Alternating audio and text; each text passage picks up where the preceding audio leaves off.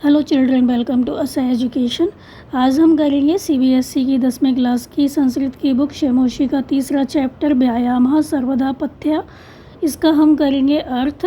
तो आइए देखते हैं कि इस चैप्टर में क्या बताया गया है। व्यायामः सर्वदा पथ्य, जिसका अर्थ होता है व्यायाम हमेशा पथ्य होता है, कल्याणकारी होता है। तो व्यायाम हमेशा कल्याणकारी होता है।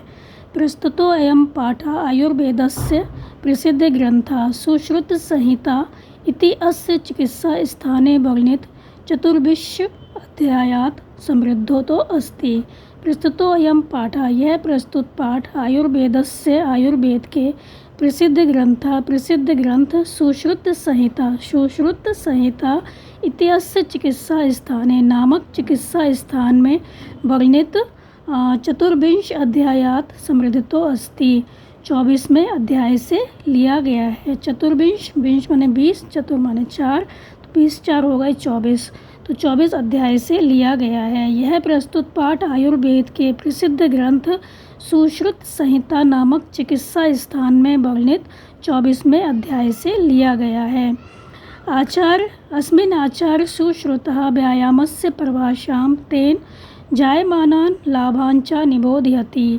तो अस्मिन्, इसमें आचार्य सुश्रुत व्यायामस्य, आचार्य सुश्रुत ने व्यायाम की परिभाषा तेन जायमानानां और उसके मिलने वाले लाभों का निबोधयति वर्णन किया है। इसमें आचार्य सुश्रुत ने व्यायाम की परिभाषा और उससे मिलने वाले लाभों का वर्णन किया है।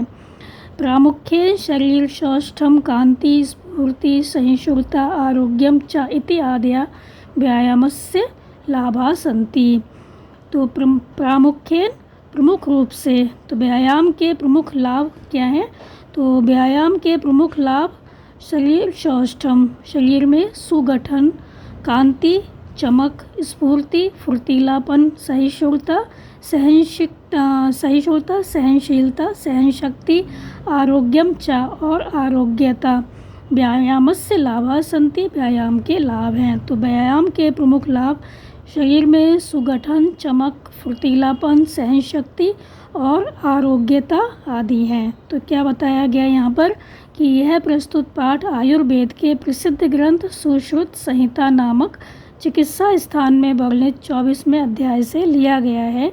इसमें आचार्य सुश्रुत ने व्यायाम की परिभाषा और उसके मिलने वाले लाभों का वर्णन किया है। व्यायाम के प्रमुख लाभ शरीर में सुगठन, चमक, फुर्तीलापन, सहनशक्ति और आरोग्यता आदि हैं। तो ये जो पाठ है वो लिखा गया है सुश्रुत के द्वारा, और इसमें उन्होंने व्यायाम से मिलने वाले, हम जो एक्सरसाइज करते हैं उससे मिलने वाले जो लाभ हैं उनके बारे में बताया है कि उससे क्या क्या लाभ होते हैं व्यायाम करने से। तो हमारा जो शरीर है वो सुगठित हो जाता है, चमक आती है, फुर्तीलापन आ जाता है, हमारे अंदर सहन शक्ति आती है और हम जो आरोग्य है, मतलब हम रोगी नहीं होते, जल्दी से हमें बीमारियां नहीं लगती। का पहला श्लोक है शरीर आयासज्जनम कर्म व्यायाम संगीतम तत्कृत्वा तु सुखम देहम विमृत नियात समन्ततः। पहले हम करेंगे इसका अन्वय। शरीर आयासज्जनम कर्म व्यायाम संगीतम तत्कृत्वा तु समन्ततः सुखम देहम विमृत नियात। तो इसका क्या अर्थ होगा? शरीर आयासज्जनम कर्म व्यायाम संगीतम, शरीर के आयासज्जनम परिश्रम से निर्मित कर्म, व्यायाम संगीतम, कर्म को व्यायाम कहा जाता है। शरीर के परिश्रम से निर्मित कर्म को व्यायाम कहा जाता है। जो हम परिश्रम करते हैं उससे जो हमारा कर्म होता है, काम करते हैं, वो होता है व्यायाम।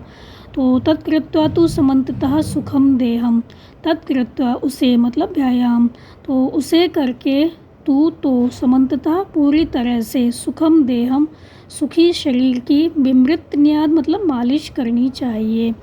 तो उसे करके तो पूरी तरह से सुखी शरीर की मालिश करनी चाहिए। तो शरीर के परिश्रम से निर्मित कर्म को व्यायाम कहा जाता है। उसे करके तो पूरी तरह से सुखी शरीर की मालिश करनी चाहिए। फिर अगला है शरीरोपच्य कांति गात्राणाम सुविभक्ता दीप्ताग्नित्वम अनालस्यम स्थिरत्वम लाघवम मृजा। फिर इसका क्या होगा अर्थ, शरीरोपच्य कांति, व्यायाम करने से, ब्रैकेट में लिख देंगे, व्यायाम करने से क्या होता है, शरीरोपच्य, शरीर उपच्य, शरीर की वृद्धि, कांति, चमक, गात्राराम, सुविवक्ता, शारीरिक सौंदर्य, दीप्ताग्नित्वम माने भूख लगना, अनालस्यम आलस्य से रहित, स्थिरत्वम स्थिरता, लाघवम माने हल्कापन, लघुता, और मृजा, मृजा माने शुद्धि क्या होता है, चा भवती, ब्रैकेट में लिख देंगे, होती है। तो व्यायाम करने से शरीर की वृद्धि, चमक, शारीरिक सौंदर्य, भूख लगना और आलस्य से रहित, स्थिरता, लघुता और शुद्धि होती है। तो व्यायाम करने के ये सारे लाभ जो हैं वो बताए गए हैं कि हमारे शरीर की वृद्धि होती है, चमक आ जाती है, शारीरिक सौंदर्य है वो बढ़ जाता है, भूख लगती है, हमें आलस्य जो है वो नहीं आता, स्थिरता आती है और हमारा शरीर जो है वो हल्का हो जाता है, हल्कापन महसूस होता है और हमारा जो शरीर है वो साफ़ हो जाता है, हमारे शरीर की शुद्धि हो जाती है। फिर है श्रम क्लम पिपासा उष्ण शीतादीनाम सहिष्णुता आरोग्यम च अपि परमम व्यायामात् उपजायते। तो पहले हम करेंगे इसका अन्वय, श्रम क्लम पिपासा उष्ण शीतादीनाम सहिष्णुता परमम आरोग्यम च अपि व्यायामात् उपजायते। तो क्या अर्थ होगा इसका, श्रम क्लम पिपासा उष्ण शीतादीनाम, श्रम क्लम श्रम से उत्पन्न, पिपासा क्लम माने थकान, श्रम से उत्पन्न थकान, पिपासा प्यास, उष्ण गर्मी, शीतादीनाम सर्दी, क्या होता है, सहिष्णुता आदि को सहन करने की शक्ति जो है हमारे अंदर, सहनशीलता है, और परमम आरोग्यम च और अच्छा आरोग्य भी व्यायामात् उपजायते, व्यायाम से ही उत्पन्न होता है। बताया गया श्रम क्लम श्रम से उत्पन्न थकान, पिपासा प्यास, उष्ण गर्मी, शीतादीनाम सर्दी, सहिष्णुता आदि को सहन करने की। तो श्रम से उत्पन्न थकान, प्यास, गर्मी, सर्दी आदि की सहनशीलता, परमम आरोग्यम च और अच्छा आरोग्य भी जो है वो व्यायाम से उत्पन्न होता है, मिलता है। श्रम से उत्पन्न थकान, प्यास, गर्मी, सर्दी आदि को सहन करने की शक्ति और अच्छा आरोग्य भी व्यायाम से ही उत्पन्न होता है या मिलता है। फिर है नाचा अस्ति सदृशम तेन किंचित स्थौल्यम अपकर्षणम नाचा व्यायामिनम मर्त्यम अर्दयन्ति अर्यः बलात्। पहले हम करेंगे इसका अन्वय, स्थौल्यम अपकर्षणम तेन सदृशम किंचित न अस्ति मर्त्यम व्यायामिनम अर्यः बलात् न अर्दयन्ति। तो स्थौल्यम अपकर्षणम मोटापे को दूर करने के लिए, तेन सदृशम किंचित न अस्ति मोटापे को दूर करने के लिए उसके जैसा, सदृशम माने जैसा, किंचित न अस्ति कोई नहीं है। तो स्थौल्यम अपकर्षणम मोटापे को दूर करने के लिए, तेन सदृशम उसके जैसा, किंचित नास्ति कोई नहीं है, मर्त्यम व्यायामिनम अर्यः बलात् न अर्दयन्ति। तो मर्त्यम माने मरणशील, व्यायामिनम माने व्यायामी मनुष्य को, अर्यः माने शत्रुगण, बलात् न अर्दयन्ति बल से नहीं कुचल सकते। तो मरणशील व्यायामी मनुष्य को शत्रुगण बल से नहीं कुचल सकते हैं। तो मोटापे को दूर करने के लिए उसके जैसा, किसके जैसा, व्यायाम के जैसा, एक्सरसाइज करने जैसा। तो मोटापे को दूर करने के लिए उसके जैसा कोई नहीं है। जब हम एक्सरसाइज करते हैं, व्यायाम करते हैं, तो हमारा जो मोटापा है वो भी कम हो जाता है। तो यहाँ पर यही कहा गया है कि मोटापे को दूर करने के लिए उसके जैसा कोई नहीं है, मरणशील व्यायामी मनुष्य को शत्रुगण बल से नहीं कुचल सकते हैं। फिर है न चैनम सहसा आक्रम्य जरा समधिरोहति स्त्री भवति मांसम च व्यायाम अभिरतस्य च। पहले हम करेंगे इसका अन्वय, जरा च एनम सहसा आक्रम्य न समधिरोहति यथा व्यायाम अभिरतस्य च मांसम स्त्री भवति। इसका क्या अर्थ होगा, जरा च एनम सहसा आक्रम्य न समधिरोहति। तो जरा च एनम, जरा माने बुढ़ापा, च माने और और बुढ़ापा एनम माने इस पर, किस पर, व्यायामशील मनुष्य पर। और बुढ़ापा इस पर सहसा अचानक आक्रमण ना समाधि होती, मतलब अचानक आक्रमण करके कब्जा नहीं कर पाता है। तो और बुढ़ापा इस पर अचानक आक्रमण करके कब्जा नहीं कर पाता है। यथा लिख देंगे ब्रैकेट में, क्योंकि व्यायाम अभिरतस्य, व्यायाम में अभिरतस्य माने तल्लीन रहने वाले का, मांसम स्त्री भवति, हाड़ मांस स्त्री भवति, मजबूत होता है। तो क्या अर्थ होगा इसका? और बुढ़ापा इस पर, किस पर, व्यायामशील मनुष्य पर अचानक आक्रमण करके उस पर, तो उस पर भी ब्रैकेट में लिखेंगे कब्जा नहीं कर पाता है, किस पर, जो व्यायाम करता है। क्योंकि व्यायाम में तल्लीन रहने वाले का, जो व्यायाम में तल्लीन रहता है, रोज़ एक्सरसाइज करता है, व्यायाम करता है, उसका क्या होता है? हाड़ मांस मजबूत होता है। क्योंकि व्यायाम में तल्लीन रहने वाले का हाड़ मांस मजबूत होता है। फिर है व्यायाम स्वयं गात्रस्य पदभ्याम उद्वर्तितस्य च व्याध्यो न उपसर्पन्ति बेन्तेयम् इव उर्गः वयोरूपगुणैः हीनम् अपि कुर्यात् सुदर्शनम्। तो पहले हम करेंगे इसका अन्वय। पदभ्याम उद्वर्तितस्य व्यायाम स्वयं गात्रस्य च व्याधया न उपसर्पन्ति यथा ब्रैकेट में बेन्तेयम् उर्गः एव न उपसर्पन्ति वयोरूपगुणैः हीनम् अपि सुदर्शनम् कुर्यात्। तो क्या होगा इसका अन्वय? पदभ्याम उद्वर्तितस्य व्यायाम स्वयं गात्रस्य च व्याधया न उपसर्पन्ति यथा बेन्तेयम् उर्गः एव न उपसर्पन्ति वयोरूपगुणैः हीनम् अपि सुदर्शनम् कुर्यात्। तो क्या अर्थ होगा? पदभ्याम उद्वर्तितस्य, दोनों पैरों से ऊपर उठने वाले व्यायाम स्वयं, व्यायाम करने वाले के पास, और स्वयं गात्रस्य, और पसीने से लथपथ गात्रस्य शरीर वाले के पास, व्याधिया न उपसर्पन्ति रोग नहीं जाते हैं। तो दोनों पैरों से, पदभ्याम माने दोनों पैरों से, उद्वर्तितस्य ऊपर उठने वाले व्यायाम करने वाले के पास, स्वयं माने पसीना, और पसीने से लथपथ गात्रस्य माने शरीर, क्या होता है? पसीने से लथपथ शरीर वाले के पास व्याधिया न उपसर्पन्ति रोग नहीं जाते हैं।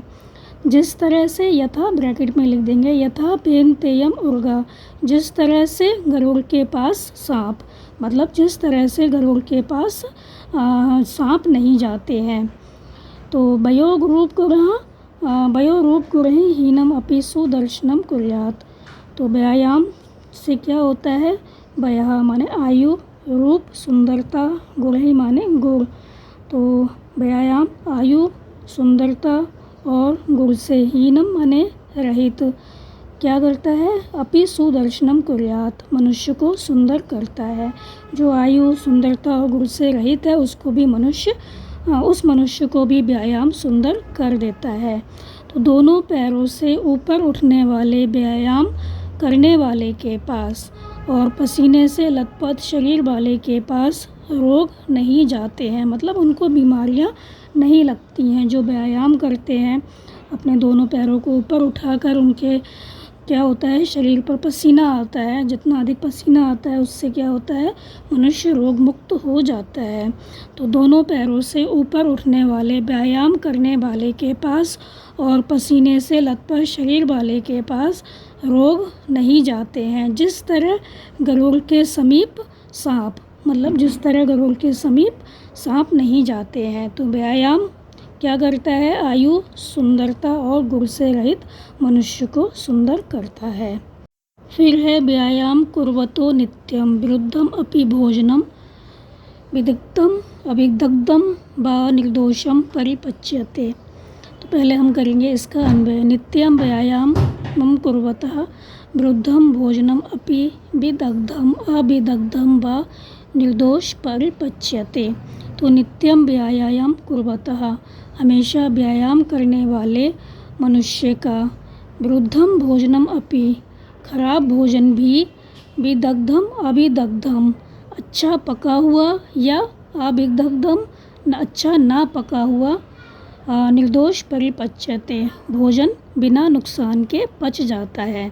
तो नित्यम व्यायाम कुर्वतः, हमेशा व्यायाम करने वाले मनुष्य का वृद्धम भोजनम अपि, वृद्ध भोजन भी मतलब खराब भोजन भी, विदग्धम अविदग्धम वा, अच्छा पका हुआ या अच्छा ना पका हुआ, परिपच्यते बिना नुकसान के, निर्दोष मतलब बिना नुकसान के, परिपच्यते पच जाता है। तो हमेशा व्यायाम करने वाले मनुष्य का खराब भोजन भी अच्छा पका हुआ या अच्छा ना पका हुआ भोजन बिना नुकसान के पच जाता है। फिर है व्यायामो ही सदा पथ्यो बलिनाम स्निग्ध भोजिनाम सा च शीते बसंते च तेषां पथ्यतमा स्मृतः। पहले क्या होगा इसका अन्वय कर लेते हैं। ही स्निग्ध भोजिनाम बलिनाम व्यायामः सदा पथ्य स च शीते बसंते च तेषां पथ्यतमा स्मृतः।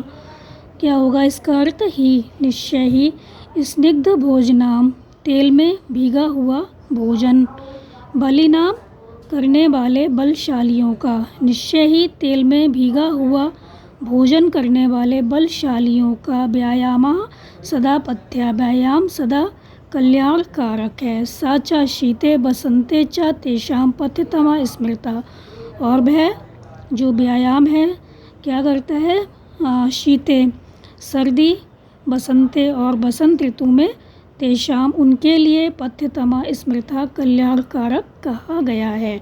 मतलब जो व्यायाम करते हैं उनको ये जो तेलीय भोजन होता है वो भी बहुत जल्दी से पच जाता है। तो निश्चय ही तेल में भीगा हुआ भोजन करने वाले बलशालियों का व्यायाम सदा कल्याणकारक है। तो जो बहुत अधिक तेलीय भोजन करते हैं अगर वो व्यायाम कर लेते हैं तो क्या होता है, उनका जो इस तरह का भोजन होता है वो पच जाता है। तो निश्चय ही तेल में भीगा हुआ भोजन करने वाले बलशालियों का व्यायाम सदा कल्याणकारक है, और वह मतलब व्यायाम सर्दी और बसंत ऋतु में उनके लिए कल्याणकारक कहा गया है। फिर है सर्वेषु ऋतुषु आहारः पुंभी आत्महितैषिभिः बलस्य अर्धेन कर्तव्यो व्यायामो हन्ति अतः अन्यथा। फिर हम करेंगे इसका, तो पहले हम करेंगे इसका अन्वय। अतः आत्महितैषिभिः पुंभी सर्वेषु ऋतुषु आहारः बलस्य अर्धेन व्यायामः कर्तव्यः अन्यथा हन्ति। तो क्या अर्थ होगा इसका। अतः आत्महितैषिभिः, इसलिए आत्म अपना, हितैषिभिः कल्याण चाहने वाले, पुंभी पुरुषों के द्वारा, सर्वेषु सभी, ऋतुषु ऋतुओं में, आहारः प्रतिदिन, बलस्य अर्धेन आधी बलस्य शक्ति से, व्यायामः कर्तव्य व्यायाम करना चाहिए, अन्यथा नहीं तो हन्ति नष्ट हो जाता है। इसलिए अपना कल्याण चाहने वाले पुरुषों के द्वारा सभी ऋतुओं में प्रतिदिन आधी शक्ति से व्यायाम करना चाहिए, नहीं तो वह नष्ट हो जाता है। कहने का अर्थ ये है कि आपके अंदर जितनी ताकत है उससे कम ही व्यायाम करना चाहिए, बहुत ज़्यादा व्यायाम नहीं करना चाहिए, क्योंकि हम बहुत ज़्यादा व्यायाम करते हैं तो हमें नुकसान दे सकता है वो। तो इसलिए यहाँ पर कहा गया है कि हम अगर अपना कल्याण चाहते हैं तो सभी ऋतुओं में हमें प्रतिदिन अपनी आधी शक्ति से व्यायाम करना चाहिए, नहीं तो वो हमें नुकसान देता है, हम नष्ट हो सकते हैं। फिर अगला श्लोक है हृदय स्थान स्थिता, हृदय स्थान स्थिता वायु यथा वक्त्रम प्रपद्यते व्यायाम कुर्वतो जंतो तद बलार्धस्य लक्षणम। तो पहले हम करेंगे इसका अन्वय। यदा व्यायाम कुर्वतः जंतो हृदय स्थान स्थिता वायु वक्त्रम प्रपद्यते तद बलार्धस्य लक्षणम। तो क्या अर्थ होगा। यदा जब, व्यायाम कुर्वतः व्यायाम करने वाले, जंतु मनुष्य के, हृदय स्थान स्थिता हृदय में स्थित, वायु वक्रतम प्रपद्यते मुख को प्राप्त होती है, तब बलार्धस्य लक्षणम तब बल के आधे सामर्थ्य का लक्षण है। तो जब व्यायाम करने वाले मनुष्य के हृदय में स्थित वायु मुख को प्राप्त होती है तब बल के आधे सामर्थ्य का लक्षण है। मतलब जब हम व्यायाम करते हैं तो हम क्या करते हैं, ज़ोर ज़ोर से हाँफने लगते हैं, मुंह में हमारे क्या होता है, वायु आ जाती है। तो ये क्या लक्षण है, हमारे आधे सामर्थ्य का लक्षण है। तो जब हम व्यायाम करने वाले मनुष्य के हृदय में स्थित वायु मुख को प्राप्त होती, जब व्यायाम करने वाले मनुष्य के हृदय में स्थित वायु मुख को प्राप्त होती है तो बल के आधे सामर्थ्य का लक्षण है। फिर है वया बल शरीरिणी देश काल अश्नानि च समीक्ष कुर्यात् व्यायामम अन्यथा रोगम आपनुयात्। तो क्या इसका अन्वय होगा, वया बल शरीरिणी देश काल अश्नानि च समीक्ष व्यायाम कुर्यात् अन्यथा रोगम आपनुयात्। तो वया बल शरीराणी, तो वया आयु, बल शक्ति, शरीराणी माने शरीर, देश काल अश्नानि और भोजन, च समीक्ष और भोजन, समीक्ष माने देखकर, व्यायाम कुर्यात् व्यायाम करना चाहिए।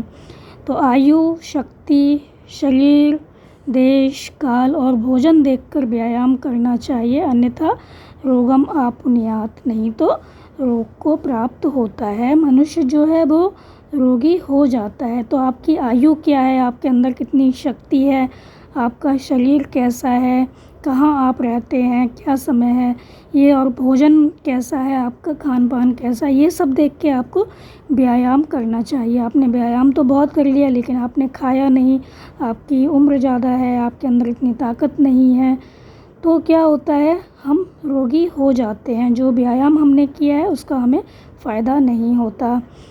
यहाँ पर यही कहा गया कि आयु, शक्ति, शरीर, देश काल और भोजन देखकर हमें क्या करना चाहिए, भोजन देखकर व्यायाम करना चाहिए, अन्यथा रोग को प्राप्त होता है। कौन, मनुष्य। तो मनुष्य लिख देंगे ब्रैकेट में, अन्यथा मनुष्य रोग को प्राप्त होता है, मतलब उसको बीमारियाँ लग जाती हैं। तो यहाँ पे आपका जो चैप्टर है बच्चों वो ख़त्म हो गया। आप इसको अच्छे से समझ कर याद कर लीजिए और हमारे चैनल असह एजुकेशन को लाइक कीजिए, सब्सक्राइब कीजिए और शेयर करना बिल्कुल मत भूला करिए। Thank you.